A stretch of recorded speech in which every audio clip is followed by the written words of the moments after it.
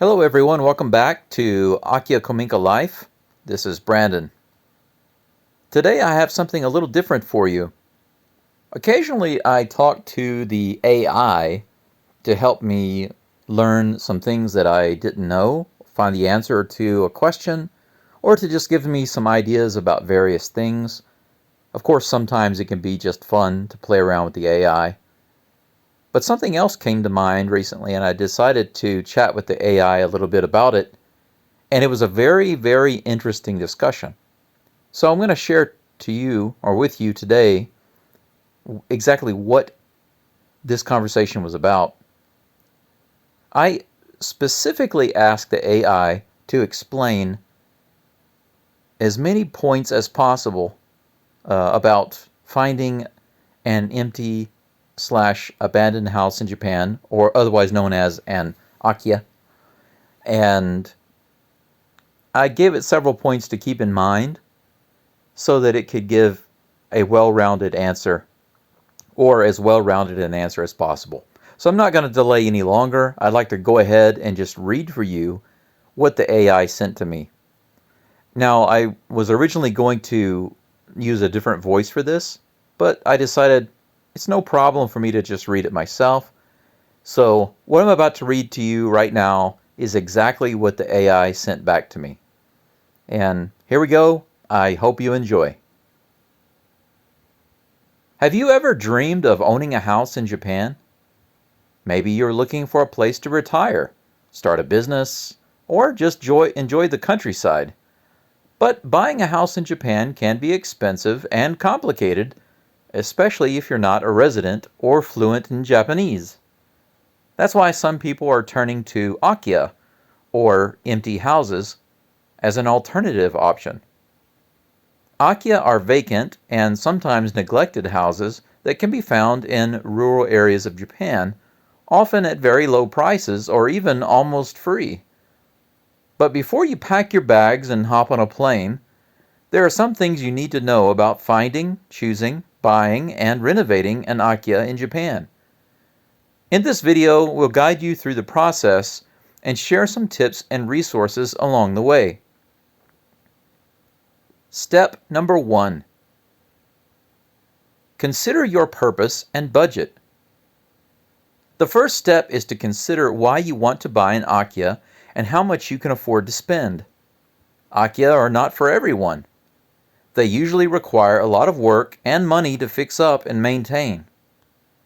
They may also come with legal issues, such as unclear ownership, unpaid taxes, or inheritance disputes. You need to be prepared to deal with these challenges and have a clear vision of what you want to do with the property. Do you want to live in it full-time or part-time? Do you want to rent it out or use it as a studio or maybe workshop? Do you want to preserve its traditional features and modernize it? These questions will help you narrow down your options and set your budget.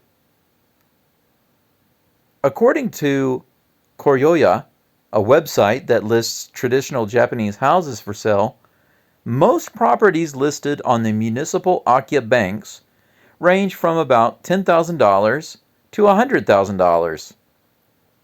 However, most require renovation that could cost 2 to 3 times the purchasing price.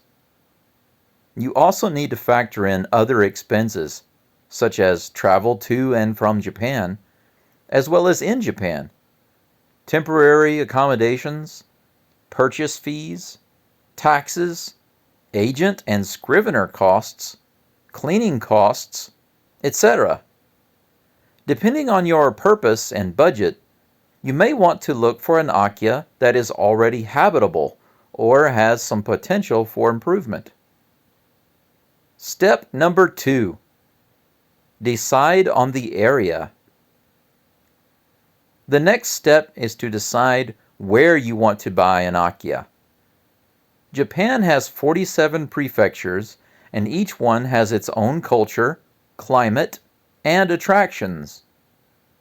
You may want to choose an area that suits your lifestyle, interests, and needs. For example, If you're looking for safety, convenience, and comfort, you may want to look for an Akiya near a city or town with good public transportation, healthcare facilities, and shopping options. If you're looking for nature, peace, and authenticity, you may want to look for an Akiya in a remote village or mountainous region with scenic views, fresh air, and local traditions. You also need to consider the availability and condition of Akiya in different areas. According to Tokyo Lama, a blog about living in Japan, there are around 8.46 million Akiya in the country. That is around 13% of all the houses. However, not all of them are for sale or easy to find. Some areas have more Akiya than others. For example, Shikoku and Kyushu have some prefectures where almost 20% of all housing stock lies empty. Some areas also have better quality Akiya than others. For example, Kansai and Hokuriku have many traditional Kominka and Machiya houses that are built before 1950 with the traditional construction method. Step number 3. Find an Akiya. The third step is to find an Akiya that matches your criteria. There are several ways to do this. One is to use online resources, such as websites or blogs, that list or review Akiya properties. For example, Koryoya and Akiya Inaka are two websites that specialize in traditional Japanese houses for sale, including Kominka and Machiya houses that are not listed on the municipal Akiya banks.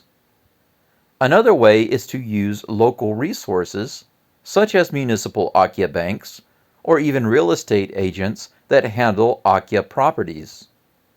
Municipal Akiya banks are databases of vacant houses that are managed by the local governments or community organizations.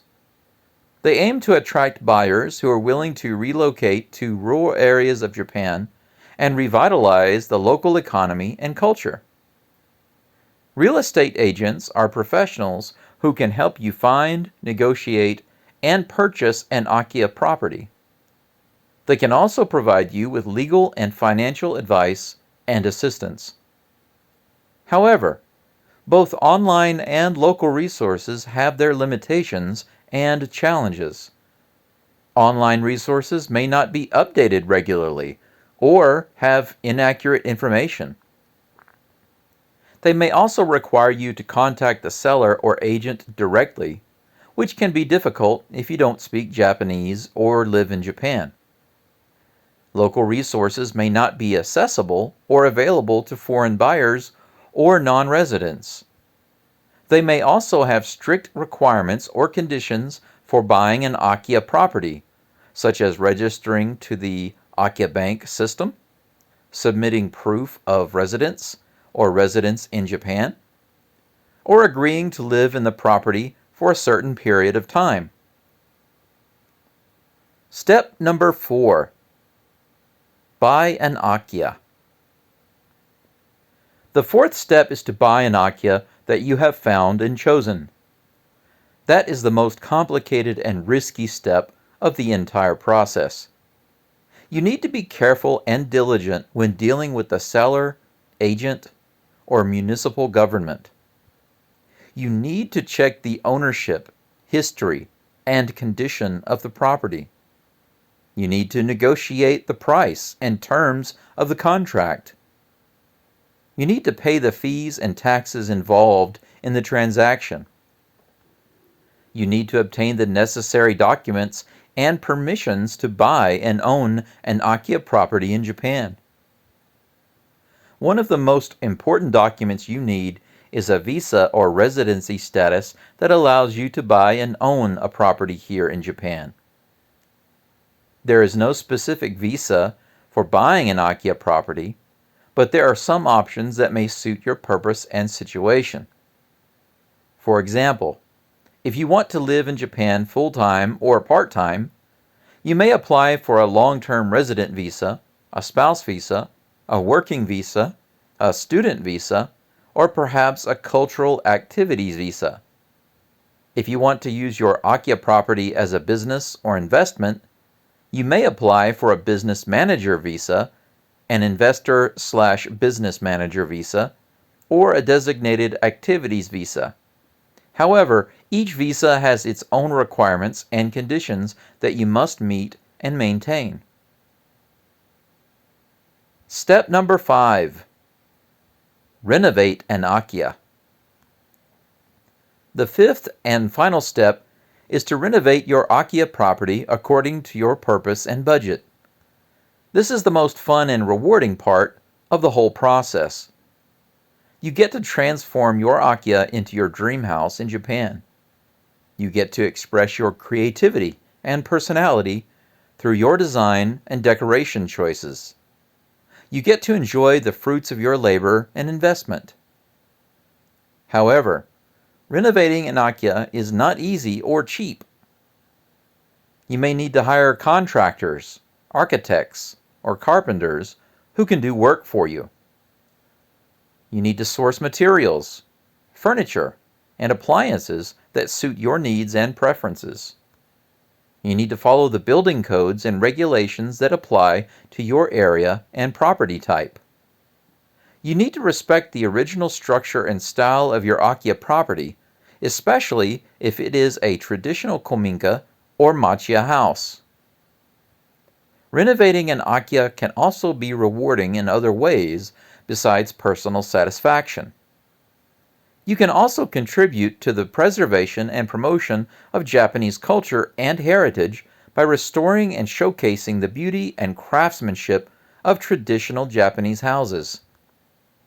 You can also support the local community and economy by hiring local workers, buying local products, and participating in local events and activities. Conclusion. Buying an Akiya in Japan is not for everyone. It is a challenging and risky endeavor that requires time, money, patience, and passion. But it can also be an exciting and fulfilling adventure that offers many opportunities and benefits. If you're interested in finding, choosing, buying, and renovating an Akiya in Japan, we hope this video has given you some useful information and inspiration. If you have any questions or comments, please leave them in the comments section below. And if you liked this video, please give it a thumbs up and subscribe to my channel for more videos like this. Thank you for watching, and see you next time. Okay, everyone, that is the end of the AI script. I made a couple of boo-boos while I was reading it, but I think you can get past that and understand. I hope you found this interesting, and like it said in the script, if you have any comments or questions, feel free to leave them in the comment section below. As you should know, I myself have already found and purchased an Akiya, which I now live in and am renovating. If you haven't already, you can subscribe to my channel and follow along with what I'm doing here. But if I can possibly answer the question, I will do it. But if not, I might be able to help find the answer for you. But for now, that's all. Thank you for listening, and I hope you found this as interesting as I did. Until next time, arigatou gozaimasu. Thank you, and ja ne.